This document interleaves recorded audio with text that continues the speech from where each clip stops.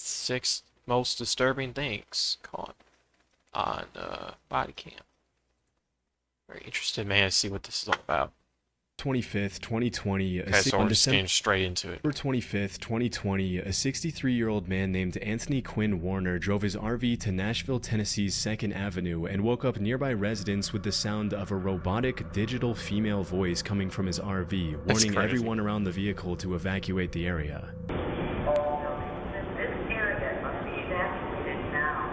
Where was this? Like a city? That's actually... That's crazy. Because if I heard that, I'd actually probably be scared too. Soon the female voice repeatedly mentioned that the RV was going to detonate. And a little after 6 a.m., the voice became more and more insistent, announcing that the vehicle would detonate in 15 minutes. In the body cam footage that was later released by the authorities, a group of Nashville police officers can be seen walking around the downtown area, urging any stragglers to evacuate for their own safety. So you're not doing anything wrong, okay? You're not in trouble, but there is something serious happening down the roadway. Go for 11. Okay? Do you mind going down to 2nd and Where do they need to go when they are evacuated? That's so weird. That's like something out of a movie. Like, I mean, yeah, what are you supposed to do in this situation, though?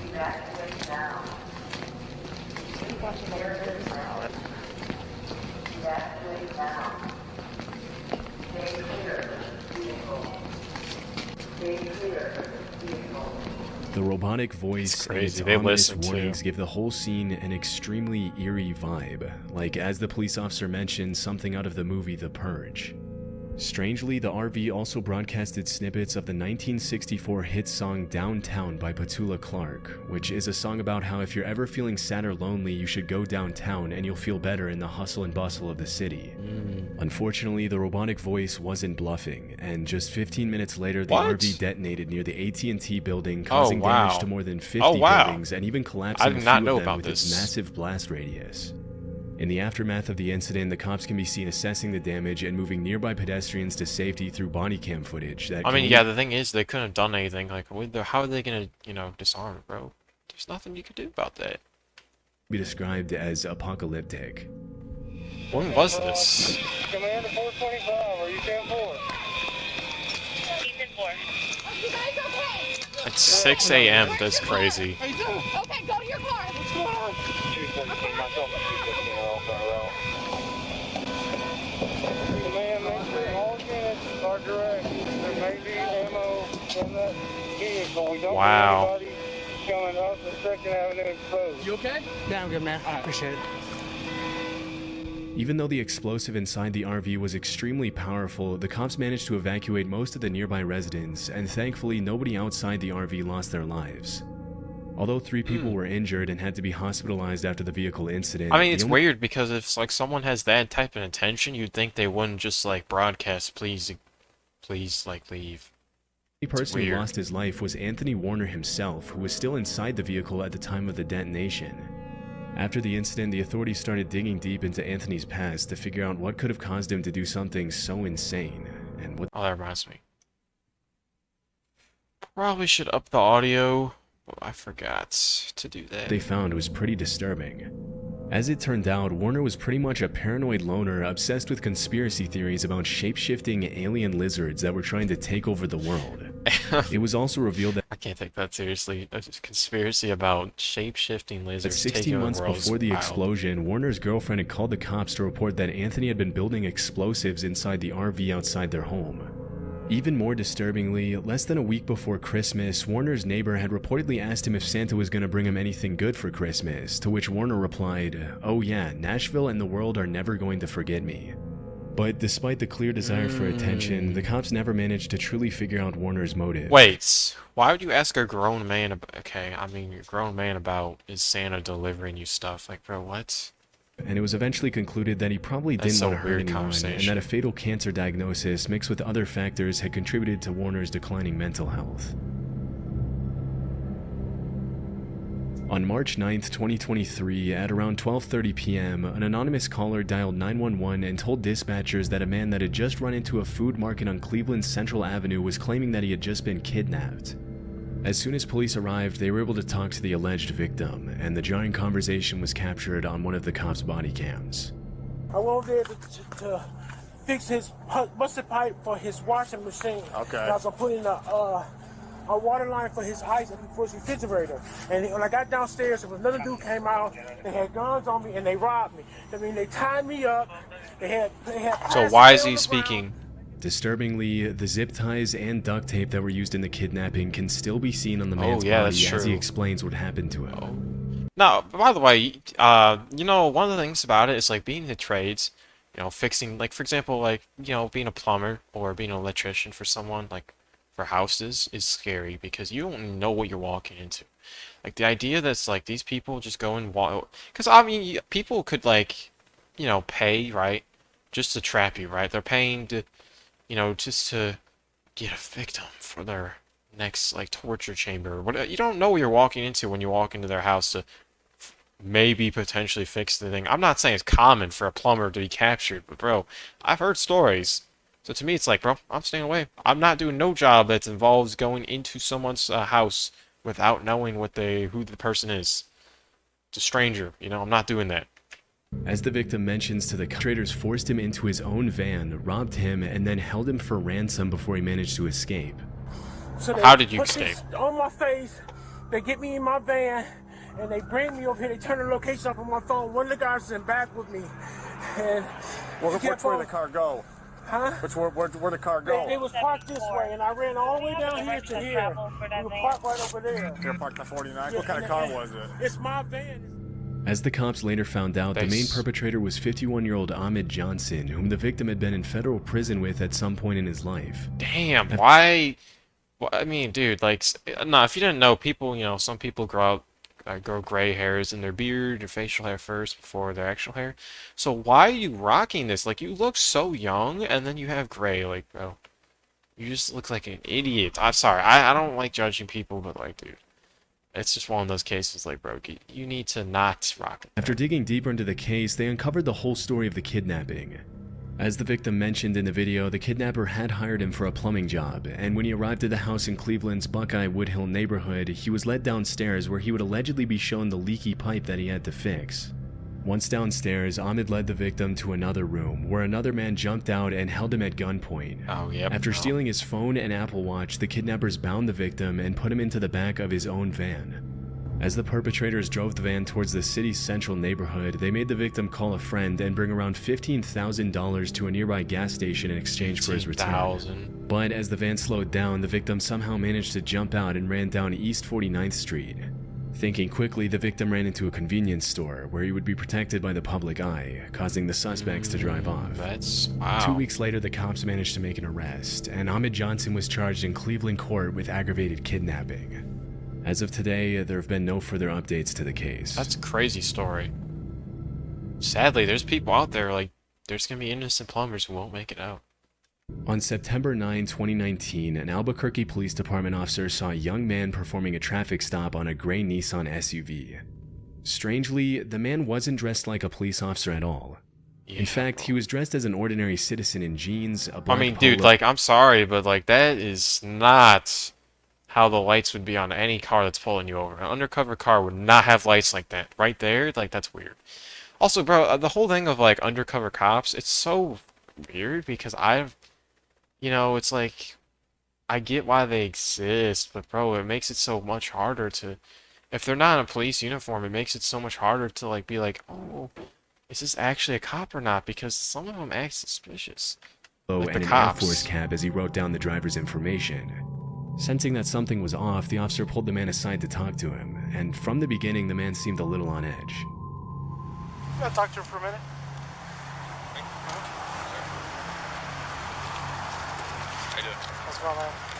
Why, by the way, what do you gain from pulling people over?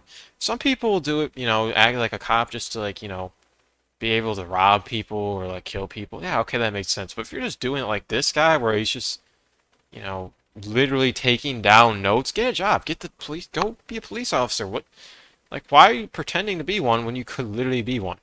You look like you could work on the job fine. Like, bro, what? Let's just talk back here real quick. Who do you work for? Really? Okay. I know, I'm under-equipped. Okay, because normally, dude, if you're out here, man, if you're making a traffic stop, you're just gonna have to stop, dude. Alright? Do you have an ID with you? And this is all I got on me. Like I said, I'm under-equipped. I was just heading over there to the courthouse. To the courthouse for what? To get my crap. Okay.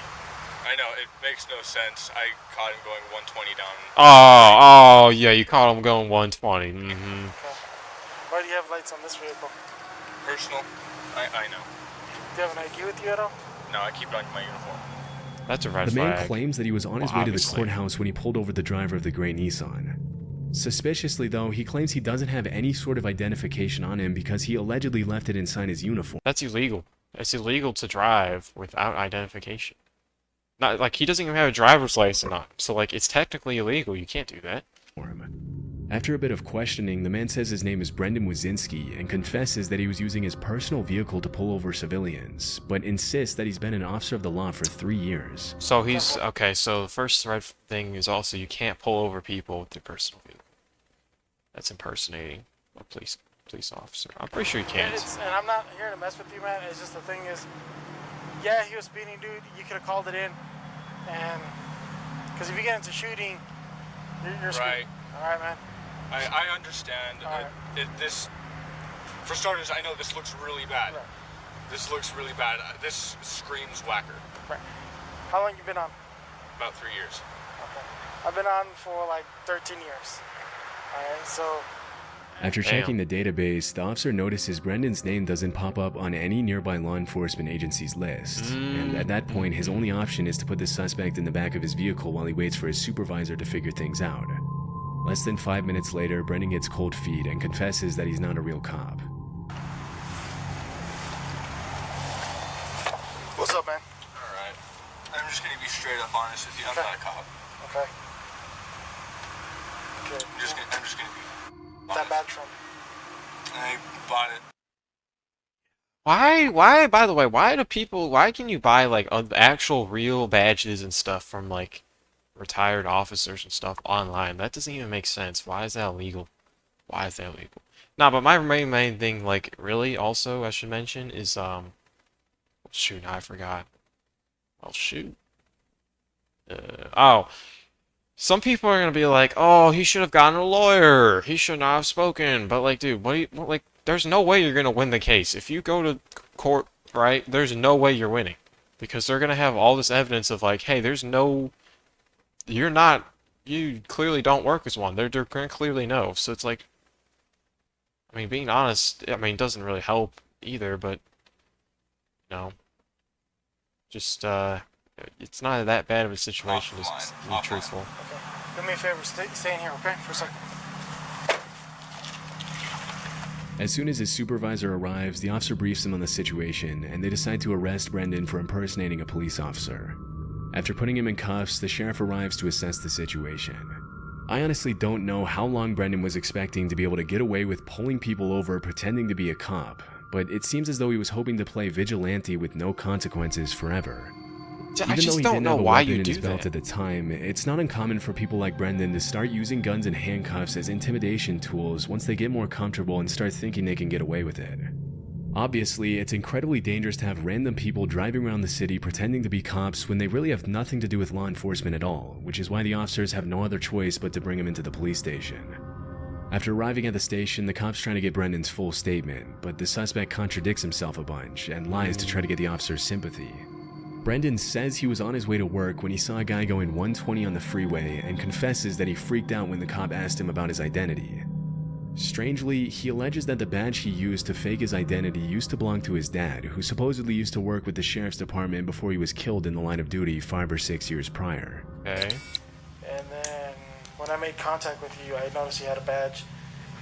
Where'd you get that badge from? That is a wild way to, like, they literally handcuff them to these bars. It's crazy. That makes sense. It's just, I've never really When was Well, he? it did. seen It that. did? Is he still around, or did he pass away? Well, he was killed. Oh, he was killed, okay. As it was later revealed, this was a complete lie, and the truth was that he bought the badge online as he had initially confessed when the cop interrogated him. It's hard to Why imagine would you that he lie thought about he was that? going to get away with a lie like that when there was video evidence of him saying that he bought the badge online less than an hour ago. That's true. During the interview, it was also revealed that Brendan was only 18 years old, even though he said he was around 25 when the cop initially pulled him over.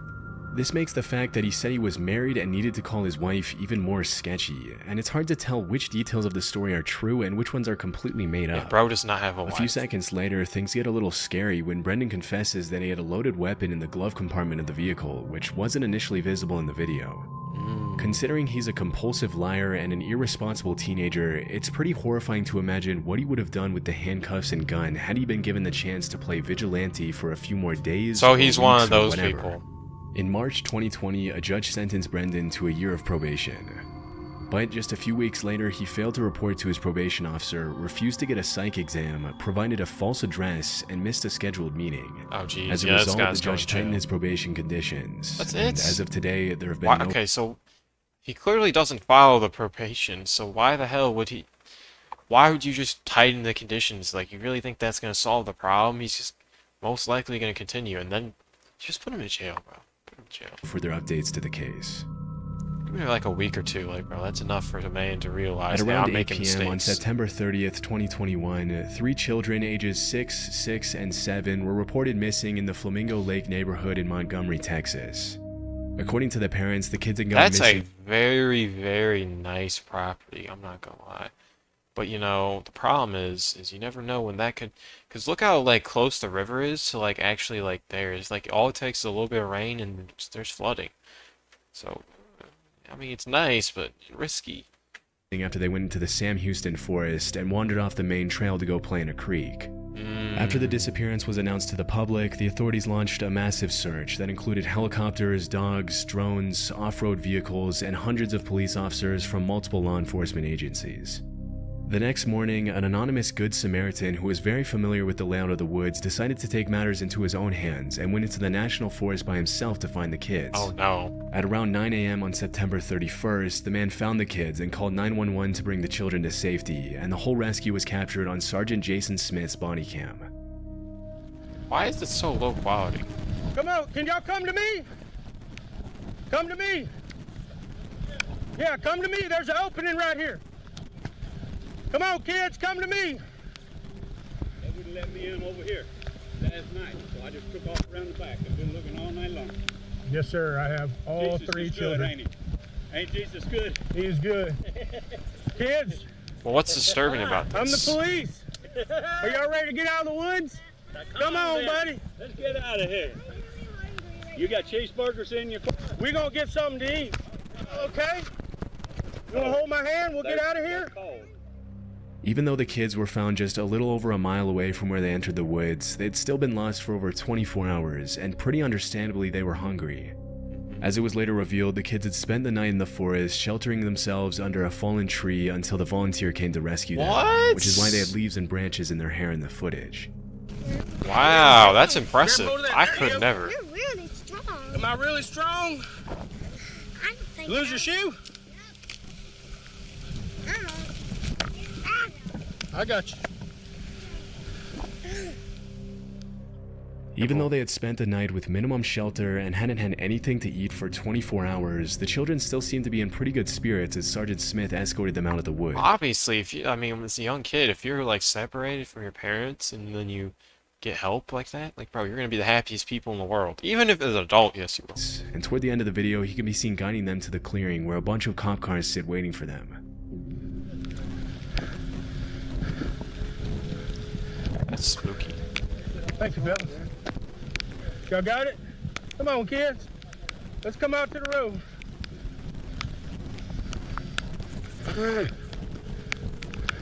I was breathing so heavily for walking. God damn. I've noticed a trend that a lot of police officers seem to like body cams, like they always seem to be breathing stupidly heavily, and I'm like, bro, you're not trained. Like, I'm sorry. I think that if your cardio sucks, you should not be a police officer because, bro, you literally, this guy right now sounds like he's literally having a respiratory attack. I mean, it's an exaggeration, but bro, like, he actually sounds like he's out of breath from walking. So to me, it's a red flag because it's like, oh, well, now it's like if anything happened right now, for example, if some guy came out of the woods and started shooting, you're cooked. You're not gonna run away from the situation. Oh, yeah. What? There you go, buddy. Look at you. You made it. It's honestly pretty terrifying to think that if they hadn't been found then and there, the kids would have probably ended up succumbing to the elements. But thankfully, they were able to get back home to their parents. On January 30th, 2017, New Mexico police received a disturbing call from a witness in Nevada who claimed he had seen a woman being taken out of her Las Vegas apartment by a man and put into a white van with a Texas license plate. After receiving the alert, the cops were able to locate the van in question less than 24 hours later and arrest the driver and passenger.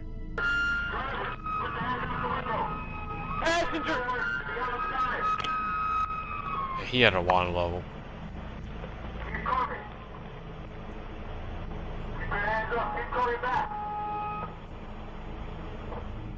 Once the suspects are out of the vehicle, the cops approach the white van, and that's when they find something incredibly disturbing. Oh no. How, dude, what is... Okay, what's the quality on this? 1080p, bro. I don't know why this looks like 144. Got a camera. You need a... Oh my god, thank you. Okay. Is that it? Rolling? I got rolling.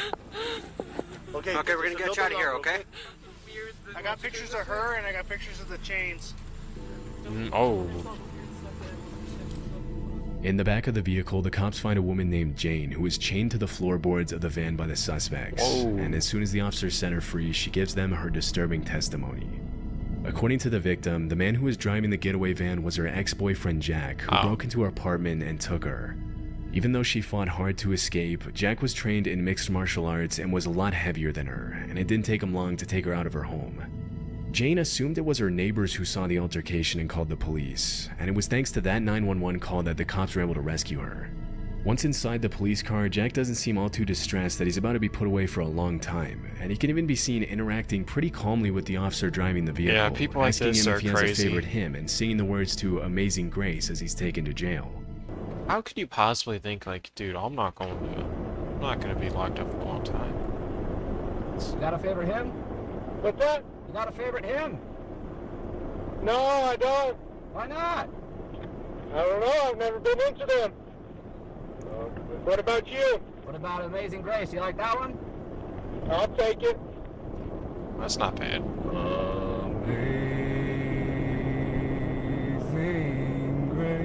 Okay, bro. This is crazy. As it was later revealed, Jack's accomplice in the kidnapping was 19-year-old Samuel Brown. In the other cop car, Samuel asked the police officer to have a conversation with him, claiming that he's scared of everything that's happening. Is it okay to talk? Yeah. Anything. I'm just kind of scared. Okay. What are the police gonna ask me? During the investigation, the police found that Jack and Samuel had planned to take Jane into a cave in New Mexico that Jack had dug into the side of a hill. Oh wait, it's two people? Oh. Oh no. Oh, what were they gonna... Samuel had planned to take Jane into a cave in New Mexico that Jack had dug into the side of a hill, where they would later brainwash her into marrying one of them, according to the police report. That's After a the very horrifying weird incident, thing. Jack was sentenced to life in prison, and Samuel to a little over 5 years in prison. It's pretty disturbing to imagine where Jane would be if that 911 call hadn't been placed and the cops hadn't intervened. Yeah. On April 8 of 2021, police officers from the city of Whitehall, Ohio, about 6 miles away from Columbus, received a report that a man was allegedly impersonating a police officer at a traffic stop. Upon arriving at the scene, they found a 26-year-old man named Casey Donovan Williams asleep in what appeared to be a Whitehall police cruiser. When he woke up, he told the cops that he was an off-duty cop working a special duty detail. At first, the officers bought his story, but when they were told there was no special duty assigned at that time, they returned to get the real story. And the exchange was captured on the cops' body cam. But you have no ID from them, all right? No. And have you ever been sworn in by them? I've talked to the chief. No. I'm asking you a direct question. Yeah, this Have guy's you been lying, sworn bro. in Now, by it's them? very important you answer this correctly, because being a former police officer or someday a current police officer, you know if you lie in this situation, you go directly to jail. No, I'm not. So I'm going to put that right Listen, out. I'm not. So if you are telling me you are a police officer right now, is that what you're telling me? No. So you are not a commissioned police officer. I have spoke with the chief. That's not what I'm asking you. Okay. I'm asking you one He's question. trying to get out of Are you a this. commissioned It's police not gonna officer work. through the state of Ohio? I have an OPUDA certificate. That's not what I'm asking. That's not what I'm asking you. I'm explaining to you. I have No, you're not. You're not answering the question. You're avoiding the question. It's very simple. Are you a sworn police Professional officer dodger. anywhere in the state That of means Ohio with commissioned. any department? not currently. Okay. As soon as the cops start applying a bit of pressure, Casey confesses that he's not an actual commissioned police officer, and when the cops mention to him that he risks going to jail if he lies, he decides to call one of the officers who supposedly gave him the job to try to save himself from the consequences. Okay. 1 second. Would you be willing to speak to the supervisor from the company? From Watchman. From Watchman? Yes. Is he an actual police officer? You are an actual police officer, correct? Is he even talking Yeah, to someone? Okay. Yes, he is. Where are you commissioned at? It doesn't matter. He's not here doing anything. Yeah. I don't care if he's the superintendent of the state highway patrol. That's irrelevant to the situation. Even though he seems to have a pretty intricate series of excuses to justify his this is actions, the weird. cops sense there's more to the story than Casey's letting on. After mentioning to the cops that he was just trying to make a little extra money by allegedly working for the Glenwood Police Department, he realizes his chances of getting out of an arrest are pretty slim, and that's when he resorts to asking the cops for mercy. That's all I was trying to do. Please do not. I'm asking you for courtesy, man to man. Please do not ruin my career. Please, please, please. I think you did that kind of on your own. Throughout Yeah, the that's a good exchange, it response, seems as if not gonna Casey lie. either doesn't realize the severity of what he's doing, or he really thinks the cops are going to let him get away with showing a fake badge and even carrying a weapon while pretending to be an officer of the law. Well, he was? Still, Oh, things were about jeez. to get a whole lot worse for Casey, because after he was put in the real police officer's cruiser, the cops searched his vehicle and found a loaded AR-15 rifle, a tactical vest, a loaded handgun with 15 rounds of ammo, a taser, 2 pairs of handcuffs, and pepper spray. It's pretty disturbing to think of what could have happened if the cops hadn't arrested Casey then. What and was he there, gonna do with that? because even Yeah. though he didn't seem to have any bad intentions at first glance, Casey could have used the badge, vehicle, and weapons for some pretty nefarious purposes if he wanted to, by simply convincing people he was a real police officer. From kidnapping to extortion and everything in between, a fake cop can be extremely dangerous. As it was later revealed, this wasn't the first time the suspect had gotten in trouble for trying to pull similar stunts. Although at one point he had been a corrections deputy at the Pickaway County Jail, he was forced to resign after trying to enforce his authority as an undercover cop at a fair when he hadn't been instructed to do so. After the incident Those in guys Whitehall, fishy. Casey was charged with impersonating a police officer, a 3rd-degree felony, and improper handling of a gun in a motor vehicle, a 4th-degree felony. Wow, okay. It's pretty interesting. I mean, I wouldn't say some of them are disturbing, but Nashville and the world never forgive me. Yeah, I mean, this one I'd never even heard of. I don't know when it happened. Whatever.